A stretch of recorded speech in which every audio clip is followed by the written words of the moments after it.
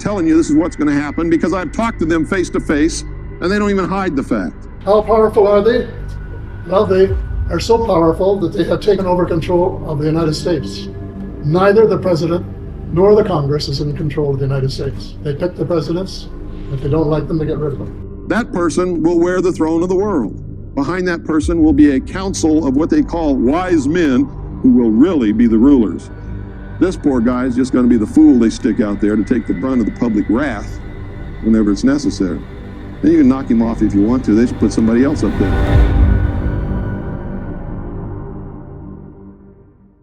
It's taken me 25 years to come to the conclusions that I have come to. And I want to tell you that one of the biggest things I discovered in my work was the existence of a supranational committee composed of 300 men called the Committee of 300, also known in intelligence circles as the Olympians. This is the committee that runs the world. Now, in my book, The Committee of 300, I name every one of them.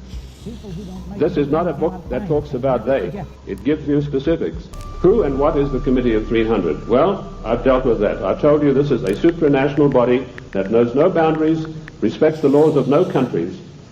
The first time that they were publicly announced was by a German socialist by the name of Walter Rathenau.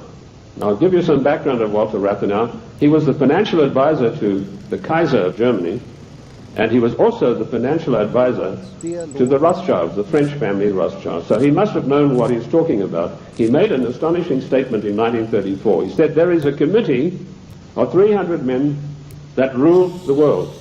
They are known only to each other, and nothing happens without their consent. Today's sponsor, Cloaked, challenged us to put our phone number into their tool. The results were shocking. It knew our name, address, even social security number.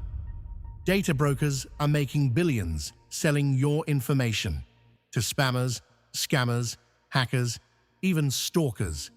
Every time you sign up for something, an app, a free trial, a random website, you're feeding the machine, and they're betting you won't do anything about it. But here's the real problem. Most so-called privacy services, they clean things up after your data is already out there. Meanwhile, you keep creating new vulnerabilities every single time you enter your real email, phone number, or name online. That's the loop. That's where Cloaked comes in. Cloaked doesn't just go out and remove your data from shady broker sites, it also stops the problem at the source. Inside the app, you can generate unlimited burner emails, usernames, and phone numbers whenever you sign up for anything. You can even call, text, and email directly through those burners. Then, data brokers can't tie anything back to you. Not only is your identity protected, but the data they're buying becomes completely useless. Cloaked also goes way further than that. It monitors the dark web and alerts you if your info gets exposed. It has a built-in VPN and password manager, AI-powered spam call filtering. And they even back it all up with a $1 million identity theft insurance policy. If you're ready to take it all back and protect yourself, head to cloaked.com/anonymous and try it today. The link is in the description.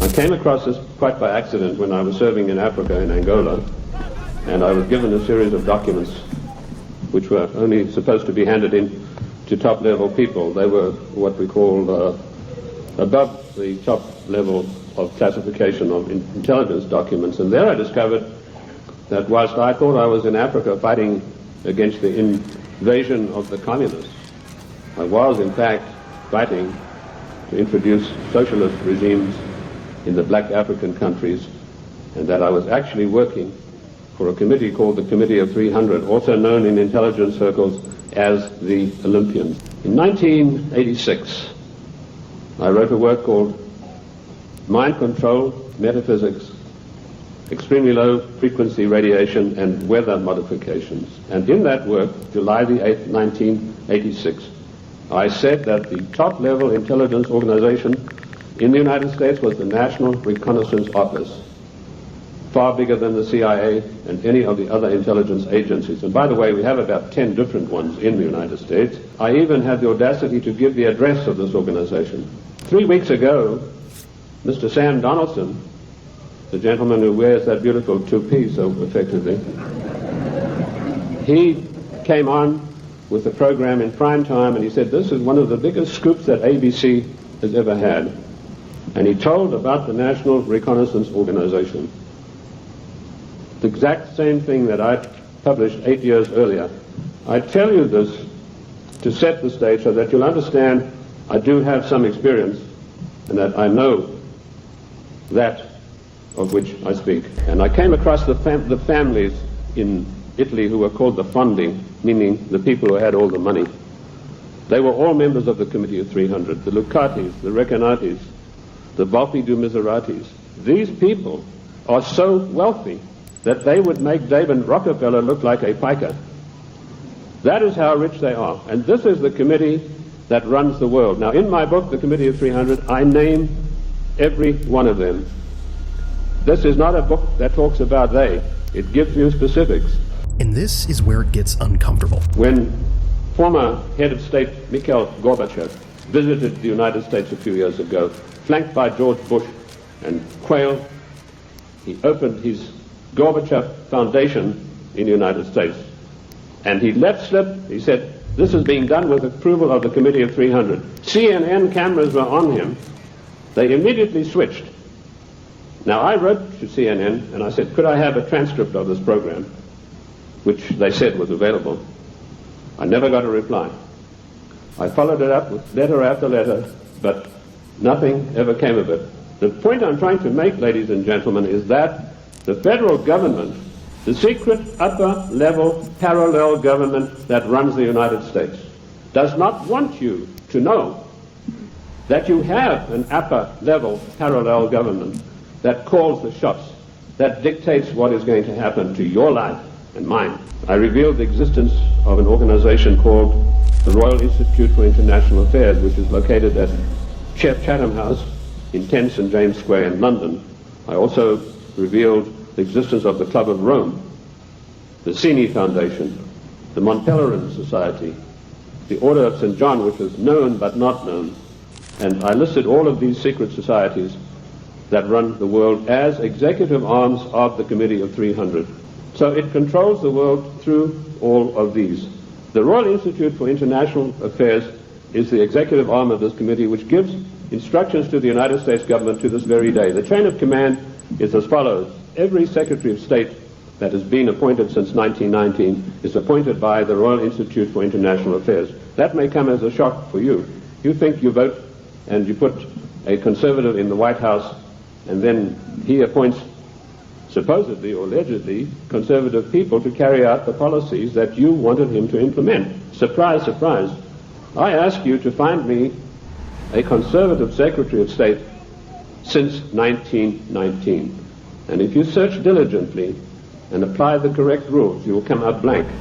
Every one of the Secretaries of State was chosen in London by the Secretary of State, as was Wilson, the President Wilson, as was Roosevelt, as was James Earl Carter.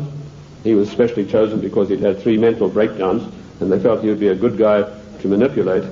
Oh, I'm talking facts. This Committee of 300 told a man called Aurelio Pecchi to form this Club of Rome with the main object of bringing down the industries and the agricultural development of the United States.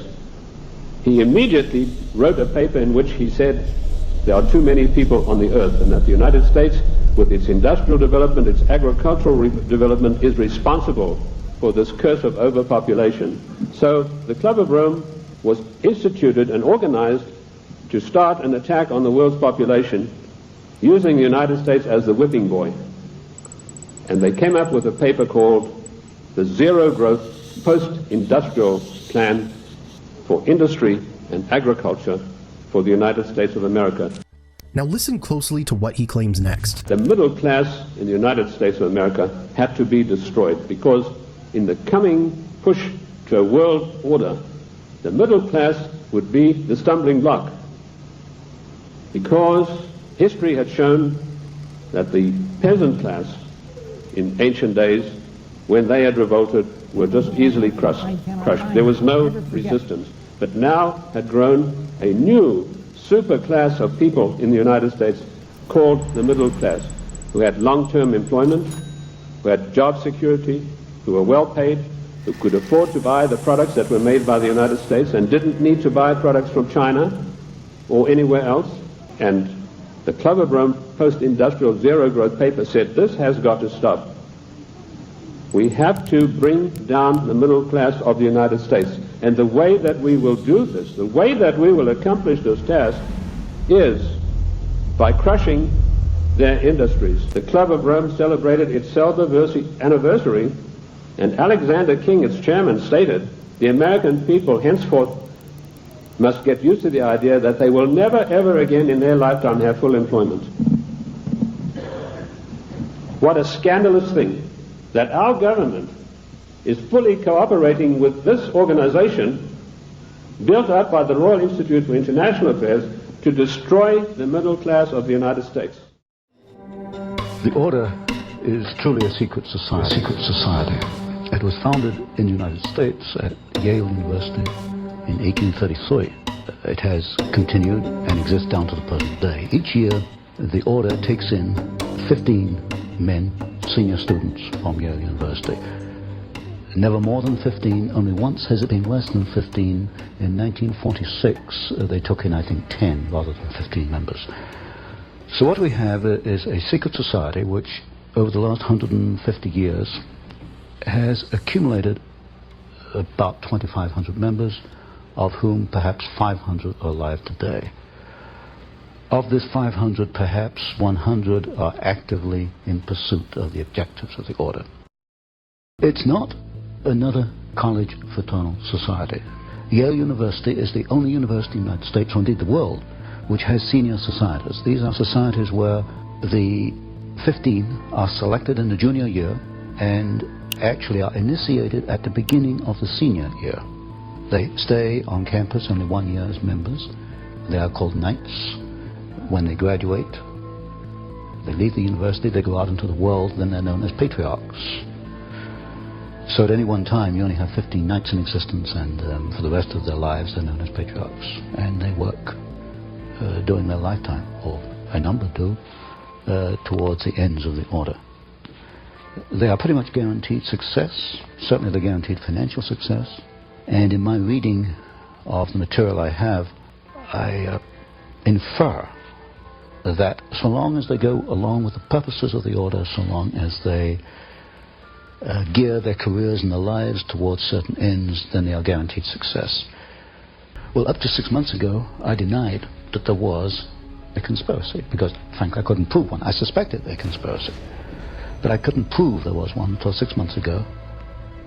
Well, a little before 6 months ago, I received the catalog, which is the membership list of the society, all the way back to 1833, and I received some of their internal documents, enough for me to put together the way they correspond with each other, the operations within the Order, to some extent their problems. The Order has a temple on the Yale campus. A temple? A temple, yes. It's a building maybe this 50, 60 feet by 40 feet, maybe 40 feet high. There's no windows, 2 big steel doors. We know what the temple looks like because back in 1880s, a number of Yale students became a little unhappy about what was going on inside this temple. When they went by it at midnight, sometimes they heard strange noises and all kinds of rumors on the Yale campus as to what this might be.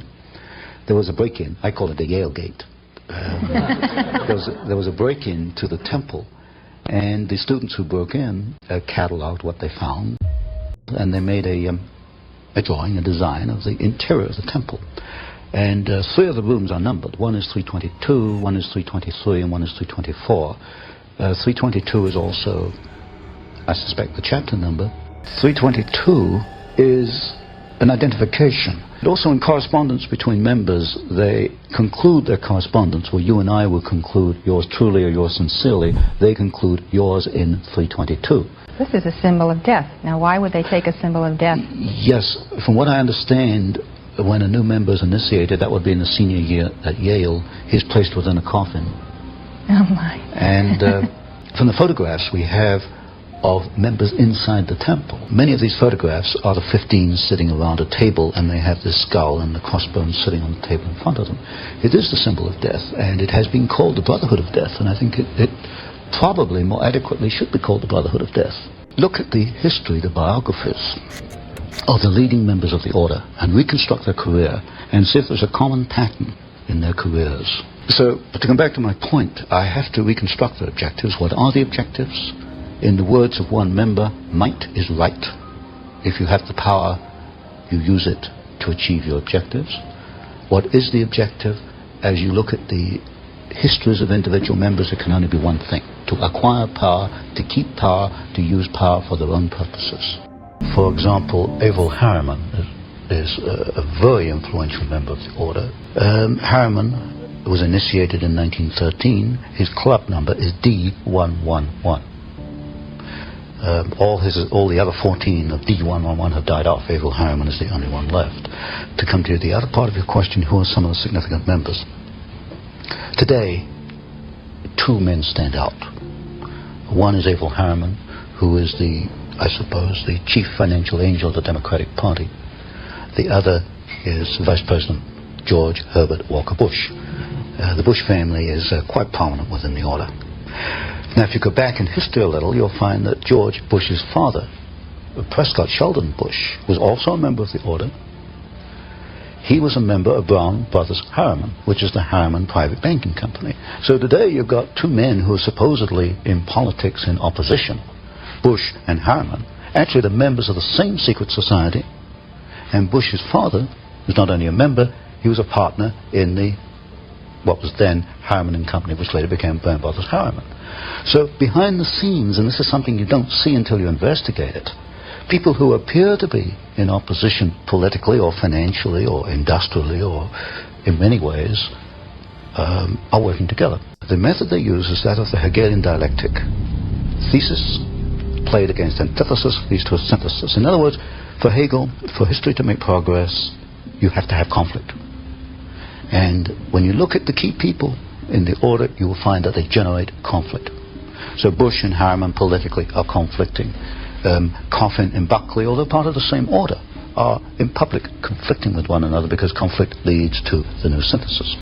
We're under the control of what I call a cabal, and this is part of a grander scheme. I'm going to start with the money mafia because it is the most urgent issue in the world today. The problem with the money situation is that there's only about one person in every 100 who really understands it.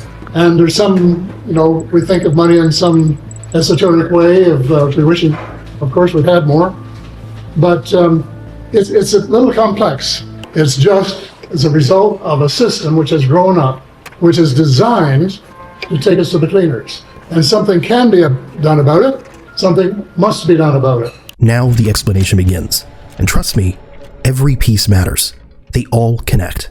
So listen carefully. So let's try to learn. What is money? Well, most people don't know. It used to be coins, silver, gold, copper, and some iron coins. But of course, we got too busy and too big to be able to do that. If you're going to buy a house, you can't put a bag of pay for it. And so we started using paper money. And at first it was backed by some coins or things, and later, of course, it wasn't. But over the years, the system has changed to the point where today, only about 3% of all money is either coins or paper.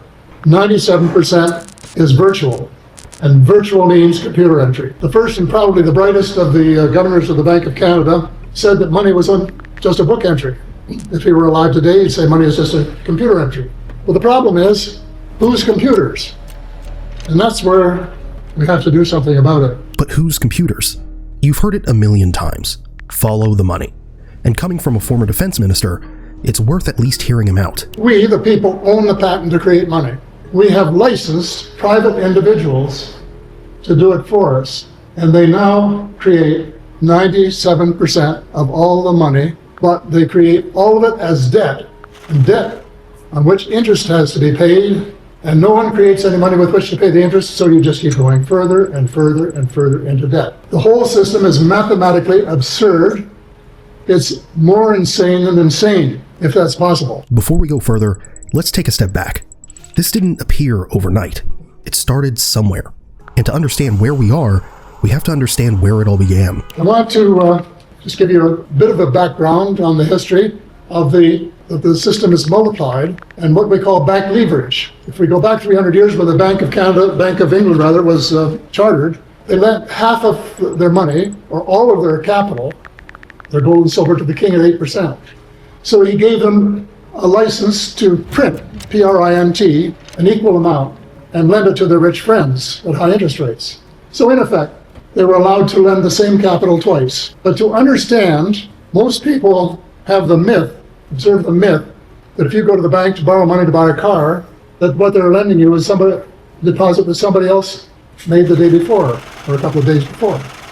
Not so. They create the money. They're pretty well lent out all the time. So if you go in and say to buy a car for $35,000, and what they'll do is ask you for collateral, and if you have some stocks or bonds, okay, or failing that, you can give them a second mortgage on your house or your cottage, and if you can't do any of those things, you can get co-signature of a rich relative. And once they're satisfied with the collateral, then they'll have you sign a note for $35,000, repayable principal and interest at prime plus 2 or 3%, depending on the color of your eyes. As soon as they're satisfied, they tap their computer, and $35,000 appears in your account that you can go out and spend. Seconds earlier, that money did not exist. It was created out of thin air. And as a result of that borrowing, we have paid $1,100 billion in interest since 1974, none of it which was necessary, none. Because it is all part of something bigger that's going on in the world, and that is to take away power from the people and give it to multinational corporations and banks who are under the control of what I call the cabal. And this is part of a grander scheme. Now this is being engineered, as I said, by an international cabal. Now what is a cabal? Is a group of people with the banking cartel at the apex, then the oil cartel, and then the international corporations, the transnational corporations, and then the U.S. Intelligence organizations, the FBI, the CIA, the NSA, and a huge chunk of the American military. And they're all in it together. They control the free energy that we need. I don't know how many of you are familiar with that or not, but the same cabal owns the patents to free energy. And there are several different ways of going about that, but the most likely is what they call zero-point energy. It's the energy that's everywhere in the cosmos. It's unlimited. It could have been there long ago if it hadn't been for the fact that these people who are in control don't want to see any change. He makes a strong claim about free energy, that we could have had it long ago. Whether you believe it or not, what comes next connects to something that affects every one of us. See what you think. Well, the cabal is also responsible for the war on... The cabal is also, AKA, military-industrial complex. Dr. Carol Rosin, a friend of mine, worked with Dr. Werner von Braun, who was one of the scientists who came to work in the United States at the end of the war, and who mellowed as he got older, and said the industrial military complex has to have an enemy to justify all of this money they're spending on. So they have to have an enemy, and if they don't have one, they have to manufacture one. After they get through with they ever do, is to stage a mock attack in order to get the people of the United States to accept martial law as the onset of the new. Are aliens real?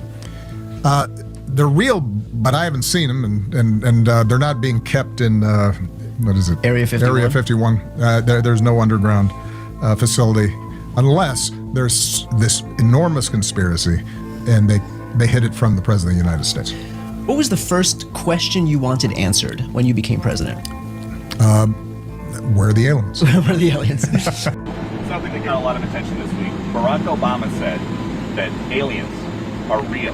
Have you seen any evidence of non-human visitors to Earth. Well, he gave classified information. He's not supposed to be doing that. You know? So aliens are real. Well, I don't know if they're real or not. I can tell you, he gave classified information. He's not supposed to be doing that. Well, he made a big mistake. He took it out of classified information. Happily, some of us are beginning to talk about that sort of thing, and people are saying, "You're kidding me," and I said, "No, I'm not kidding you. But if it happens, just say, wave at them, and say, we know you're playing games with us, and we're not going to go along with it. We're going to stand up for our rights." There was a time when Americans feared God, we did too, but in the post-war period, we have worshipped money. Money, power, and greed. And those have been the operative words. And so we think of nothing else. How can you make another buck? We have to change. There's some wonderful things that are going on. There's some wonderful people in the world who are doing wonderful things, and more power to them. But what they need is the same thing 1,000 times over. We have to have a tsunami, as I call it, of changed lives, of people who are willing to put their lives on the line for what they believe and to change the world. What role in the Middle East again does Israel play in this?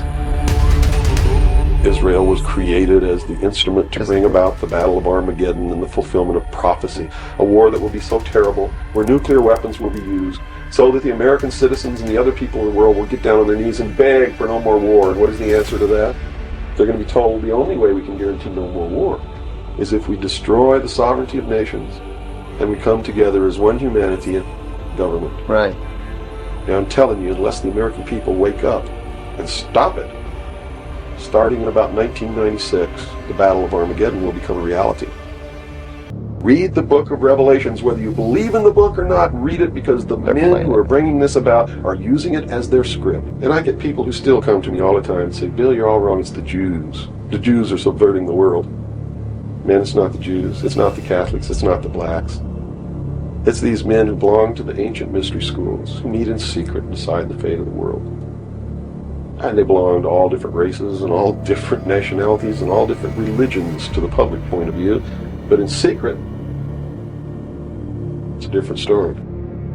At the highest levels of all countries, they all belong to the same club. And we, the people, sit back and we watch this grand drama, which is being played out for our benefit, not theirs. If it wasn't for us, they wouldn't even have to do any of this. But you see, they just can't come out and destroy all of us because they need slaves. They need people to make their shoes and make their cars and mine the ore. They need worker bees, and that's what we are. George Orwell was just like me. He was a low-level member of British intelligence who was appointed to a position high enough where he saw the same documents that I saw.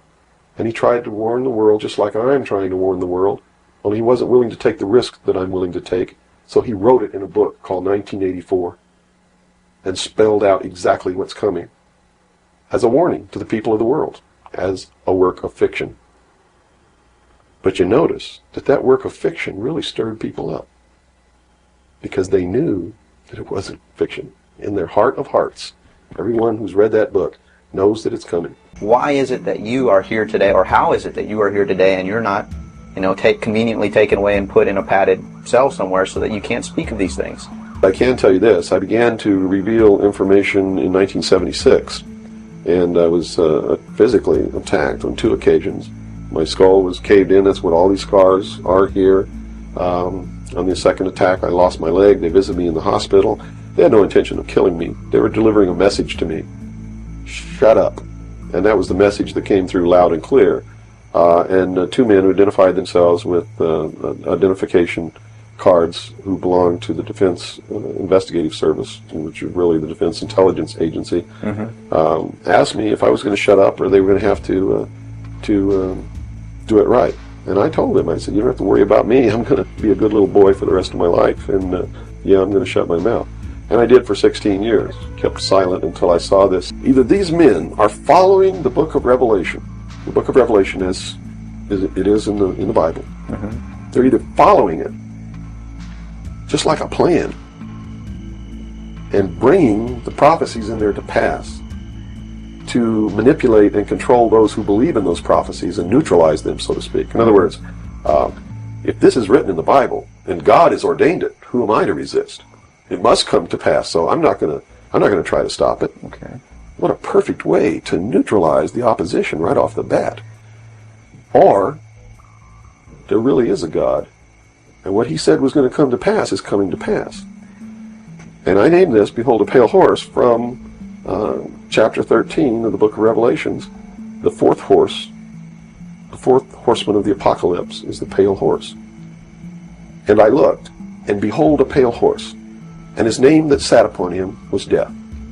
And hell followed with him, and power was given unto them over the fourth part of the earth, to kill with sword, and with hunger, and with the beasts of the earth. They're following a script. Look at the pattern. Something is lining up. Everything that's in my book, Behold a Pale Horse, is all, everything in here, all the documents that are in here, everything that's in this book is in the public domain. Can be substantiated? Yes, and I intentionally wrote this book, not using anything that wasn't available to the public, to show people that yes, if I can find this information, so can you. I have tons of stuff that's not available to the public. But as you can see by reading this book, you don't need that stuff, because it's what you need is available to you.